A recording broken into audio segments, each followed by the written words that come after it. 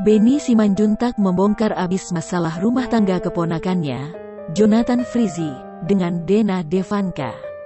Sejak awal mencuatnya perselisihan di rumah tangga Jonathan Frizzy dan Dena Devanka, Benny Simanjuntak tak pernah absen untuk dukung keponakannya.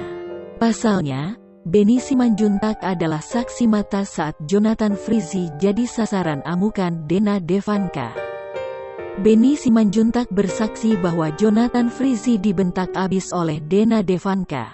Benny Simanjuntak pun tak habis pikir dengan kelakuan Dena Devanka terhadap Jonathan Frizzy.